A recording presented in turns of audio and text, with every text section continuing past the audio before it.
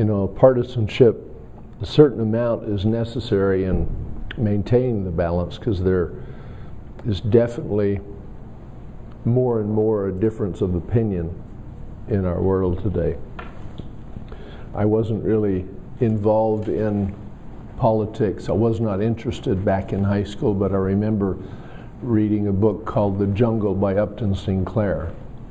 And without reminding you of the details of that book, at the end of the book, it promoted the solution to all things as socialism. Now, I was very offended because it was required reading at Mesa High School. The Upton Sinclair is an excellent author. Big, thick, big book, very captivating, about immigrants who came to Chicago and worked in the meat packing plants. And instead of emphasizing the good things of America and the positive things throughout the book, it was trials and tribulations and trouble, which we know are here. Nevertheless, what do we choose to emphasize? So the author emphasized difficulty in our system through the whole book, and then at the end offered as a solution socialism, which as a high school student, my spirit was offended. I said, what? What? I love to read, and I was very into this book. Anyway, so I didn't get involved at that point, but it made a very strong impression on my mind. And when we talk about partisanship, you look at the Republican platform and the Democrat platform, and they're very diverse. And to me, the Democrat platform leans towards socialism, which is get the government to take care of us and fix everything. And the Republican platform, although a lot of Republicans don't adhere to that, it speaks of freedom and self-initiative and freedom to start a business, freedom to fail in business, and so forth. Now, at the same time, one of the first things I did when I was appointed, which of course is not, a lot of people have a misconception that being appointed to office is very, you just get lucky and get appointed. But as you well know, there's a very challenging election you have to go through to be elected by your precinct committeeman. So I had a very short but intense and challenging election there before I was appointed, as the precinct committeeman chose 3, and then the board of supervisors choose between the 3. But as soon as I was appointed, I got a hold of one of these books that have a list of all the legislators, their pictures and the bios and so forth. And this is my second book, because I wore out the first one. And I began to, as soon as I got an assistant, Melissa, who's a wonderful person, I said, I want to meet all 89 of my fellow legislators. And I proceeded to do that. And I was not successful in meeting one-on-one with 100%, but I met with a vast majority. So becoming the bipartisan cooperation is very critical, and some of my best conversations were with Democrats. And of course, part of it is we were searching for like-mindedness and ideas we agreed on, and when we found something we agreed on, I found it quite invigorating. I have developed a relationship with a number of strong Democrats, including Senator Farley, who is a very intelligent, passionate individual. Politically, we are miles apart. Nevertheless, we found some things we agreed on, and we have learned that we can have good conversations and understanding between us.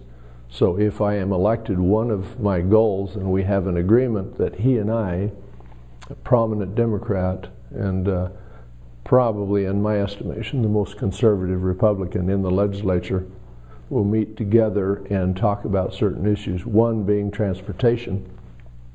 We both sit on the Transportation Committee, or at least did last session. And it seems like things have evolved in that most Republicans vote against transportation in the last few years, and most Democrats vote for it. And as I've pondered that, I've thought, proper role of government. We look at the freeways and the infrastructure and the bridges and how we use them every day in our lives for our business endeavors. How could we get to our jobs or our businesses and sell our goods if we don't have good roads and freeways?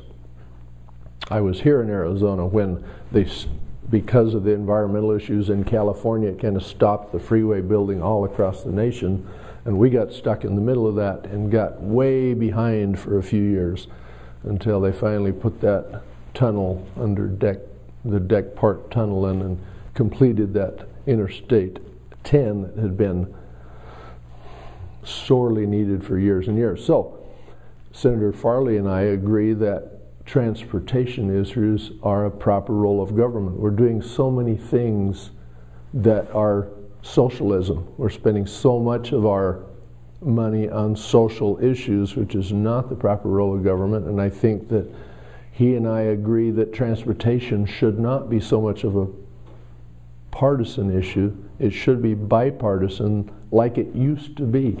When I was in the legislature in the 90s, it wasn't a Democrat issue. Now, the mass transit, that's a different situation, a little bit less clear.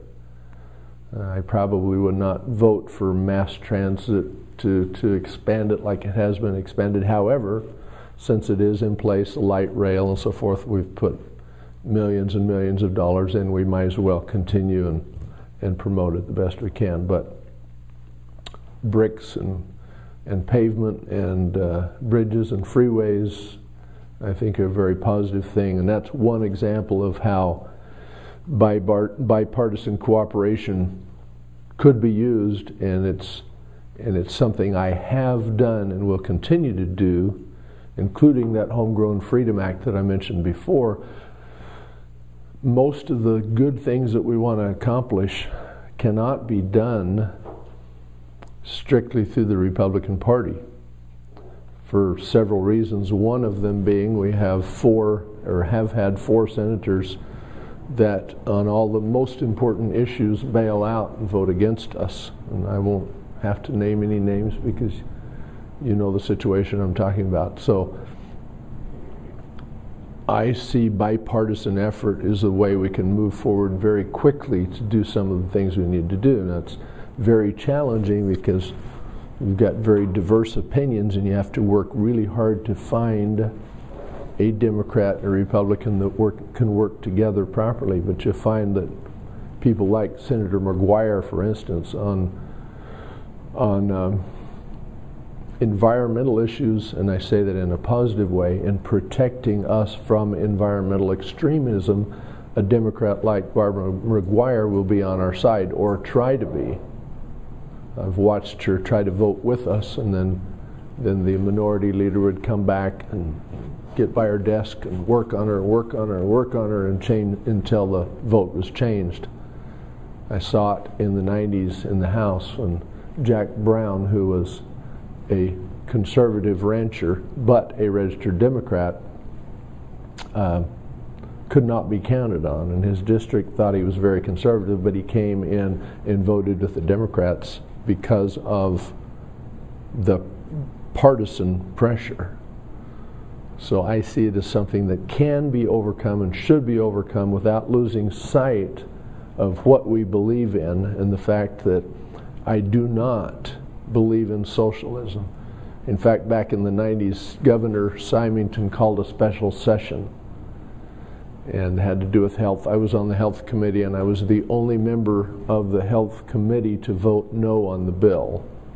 And they had their people coming in to testify, and the little lady who was dying in a wheelchair, and everyone in the room was emotional, including myself.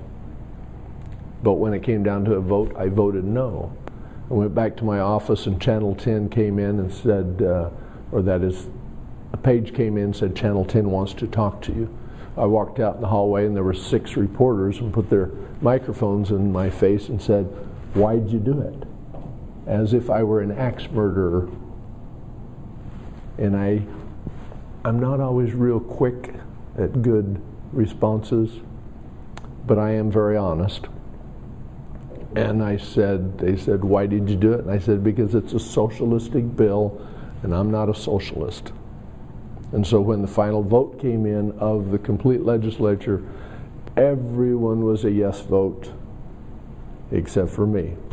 And I voted no. And I think back of that bill and being passed in 1996, and how much money has been spent of taxpayer dollars on a social program that should not have been passed, in my opinion, because the social program never goes away. And so I know I have strayed from the question there, but I think that we need to continue to not lose sight of what we believe. The fact that I am a Republican and I believe in the Republican platform, then, but yet find that bipartisan cooperation by finding the areas where we can agree and thus passing legislation that's vital.